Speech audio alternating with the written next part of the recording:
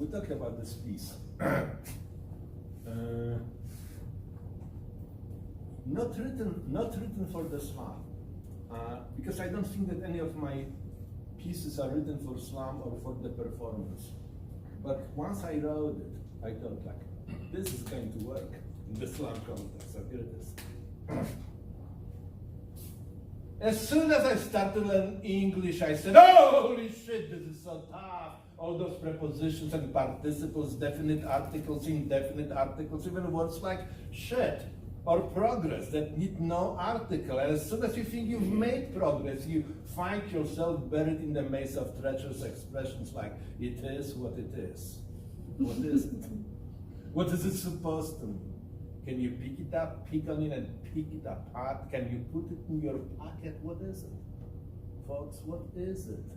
You see, prepositions are tough, but idioms are the worst. You cannot ascertain an idiom by grasping its literal sense. It will only lead you astray. You'll miss an idiom by a long shot, and pardon my French, you'll be shit out of luck.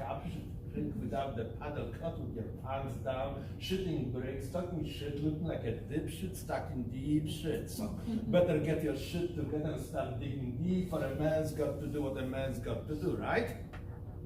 Well, what does that supposed to mean? A man's got to do what a man's got to do. I crossed the pond and landed in the Big Apple. Homies fixed me with some good shit. I settled down. So, one day, I walked down the street and out of the blue shit happens. I feel like I've got to do what a man's got to do, if you know what I mean. Fortunately, I heard about this little joint in the hood, so I was feeling a relief maybe inside. But as soon as I approached the door, and buried in your mind, like my father said, you cannot cross through the door without walking.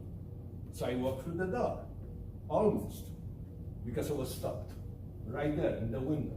This huge, colorful, psychedelic neon, blinking and flashing, happy hour, 4 to 8 p.m., happy hour, 4 to 8 p.m., happy hour, 4 to 8 p.m. I was like, what kind of shit is that?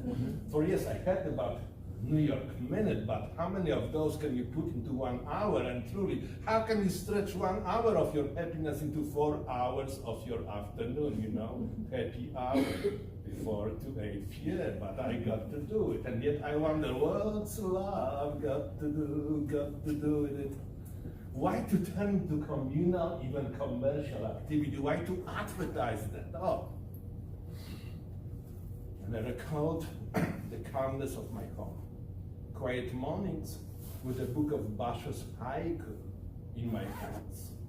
The old pond, a frog jumps in. Plump. Those were my happy hours. You see, each culture has its idiom. Some like to do it at home in the morning, some prefer evenings by the ancient pond, some like privacy, and some share experience with a few good men, one way or another. If you've got to do it, you've got to do it. It is what it is, and who am I to mess with your shit?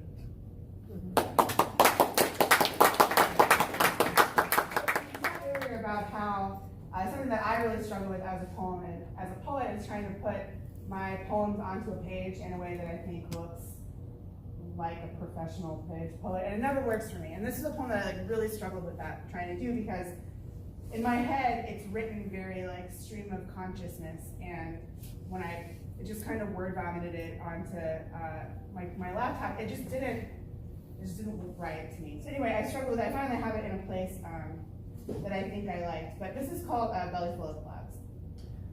I fit neatly into 6 medium-sized boxes. I got each one of them labeled. There's random things, numbers 1 and 2, stuff from my closet, things for my kitchen, important papers, plus art supplies, and a final one is titled simply Memories. And each one of these is carefully stacked onto 3 Japanese nesting tables, stair-stepped, in front of a mirror forgotten by a roommate that I no longer want to talk to. And all of this sits next to a couch. Like me, it's a leftover from my parents' marriage, and it now plays host to 4 laundry baskets of meticulously folded clothes, all of which can be shoved into the back of a minivan, granted the seats are removed. Now, I know this because I have mastered the art of getting up and going. See, if necessity is the mother of invention, then repetition is the engine of efficiency. And the winds of change have blown through my life so many times, I can box up my belongings with military precision. But listen, just because I don't always know where I'm headed next doesn't mean I lack that proverbial sense of direction. Because on my travels, I have learned that yes, there are as many paths to happiness as there are stars in the sky, but the only way you're ever gonna get there is to remember that should you awake one day to find that sky has come crashing down on your head, baby, roll out of bed. And then eat the clouds for breakfast. Fry them on bacon, have them with toast. Your dreams are something that must be ingested daily, lest you discard them like burnt crust. But breadcrumb paths aren't laid to last. So me, I live my life, ready to be packed, carefully wrapped, easily placed into 6 medium-sized boxes, and I'll put my memories in between random things, cushion it all with art supplies, and then stash it away for wherever life may lead me. And who knows, maybe one day I'll scrawl my name on the bathroom wall in the Rock and Roll Hall of Fame with some snapshots of the skyline from the tallest towers in Tokyo, because I keep my eyes open, ready to break down and box up whenever opportunity knocks, even if it means I have to turn my stumbling blocks into stepping stones, ones that I will purposefully leave in place, not as a reminder of the way I came, but as a testament to those unafraid to make their own way, with a belly full of clouds.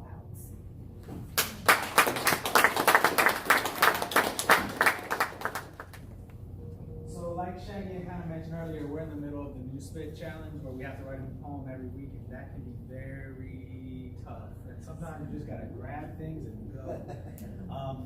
So the official name of this poem is Every Time I Say Donald Trump Can Go Fuck Himself, There's Always a Mexican Telling Me to Chill. Spoiler alert, actually I'm Mexican. But here's the piece. A coconut is a pejorative Latinos use against other Latinos. The inference being that this vato doesn't rep la raza enough, that this vato isn't truly down with the brown, that this vato is only brown on the outside and white on the inside. A loco nut is a pejorative that I made up for Latinos to use against other Latinos, the inference being this vato might rep la raza, might be down with the brown, but this vato is brown on the outside and Donald Trump on the inside. Loco nuts don't support immigrants, Black Lives Matter, or resistance against Trump. Loco nuts do support All Lives Matter, Fox News, and talking shit about the barrio. 2016 till now, Loco nuts rain from the sky from the loco tree, taking to social media and dispensing support of 45's tweets like deranged birds. Loco nuts are deranged birds stuck between the beaks of 2 eagles. They play dead for survival, beg for mercy at the feet of every new god they are given, or pretend to be eagles themselves. Loco nuts treat their surnames as welcome mats. Loco nuts say shit like, I'm not Mexican, I'm Spanish, knowing damn well their abuelas cross the same fronteras as our abuelas. Loco nuts watch Blood In, Blood Out and root for law enforcement. Watch La Bamba and root for the airplane. Watch Mi Familia and root for the river. And Loco nuts, I understand. The God of irony taught us protecting murdered generations meant teaching our children to be muted ghosts. To bury older gods in the earth of our throat taught the people of the sun to quit reaching for the sky, to understand that acting respectable means to remain alive, but we used to sacrifice our still beating hearts to constellations.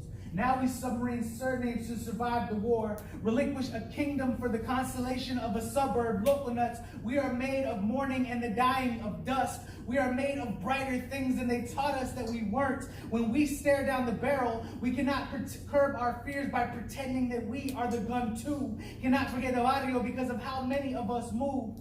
And Loco nuts, I'm not saying that America is a tyrant.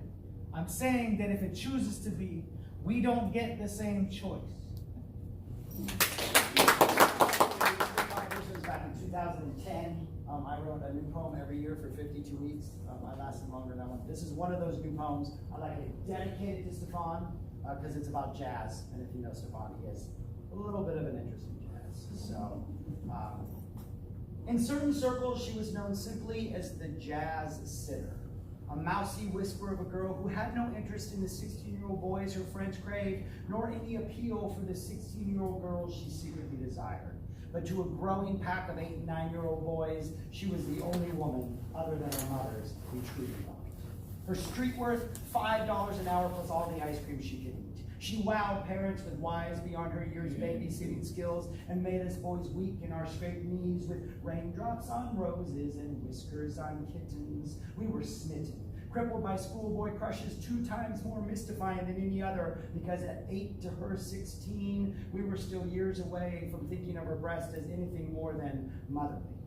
Me, a musically malnourished munchkin raised on a steady diet of dad's rhinestone cowboys and mom's dancing queens, and back in '78 when punk infested every scene, the jazz sitter pierced her ears for music more rebellious than Johnny Rotten ever dared to be. And when the jazz sitter sat, we listened.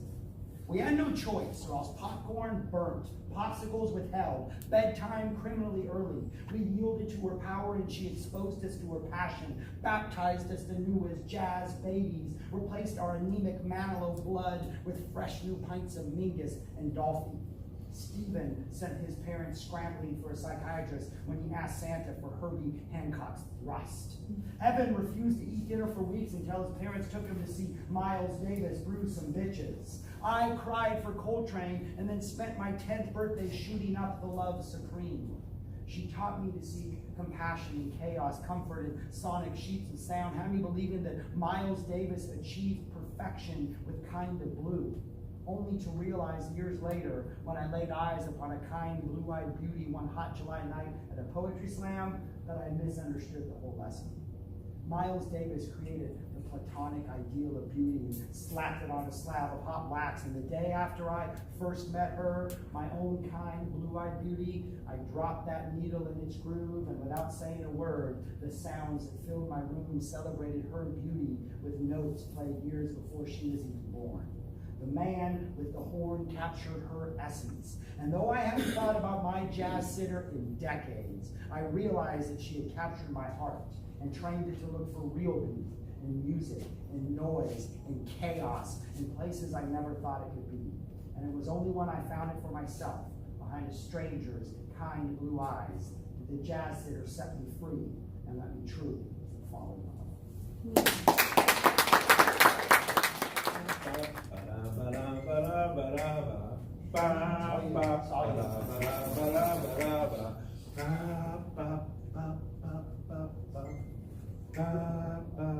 On a Sunday hazy afternoon, I'm eating ice cream, cookies and cream while studying Aristotle, Nicomachean and ethics while listening to Kind of the Blue.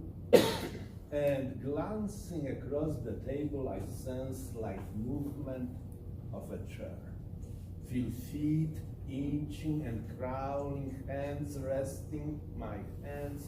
I stop eating ice cream. I am relishing your smile and feeding you ice cream from my bowl while you are rolling a cigarette. I appreciate Miles' lines melting into the lines of Claude Monet. I relish the essence of beauty. You are lighting it.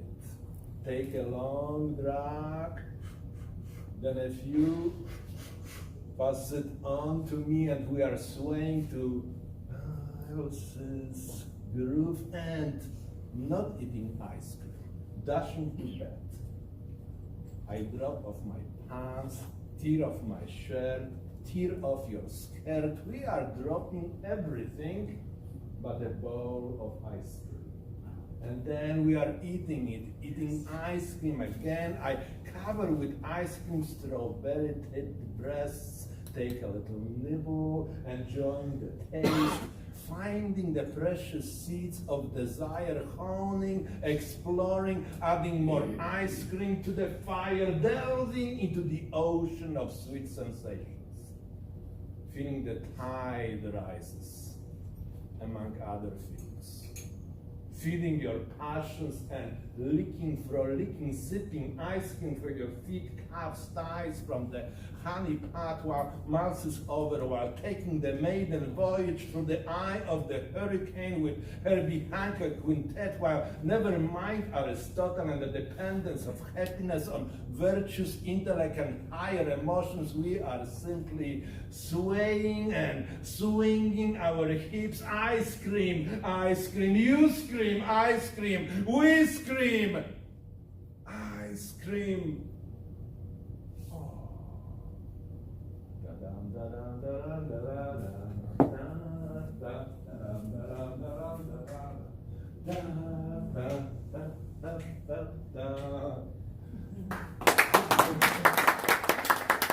have to say this, for those of you who live in Corpus, you will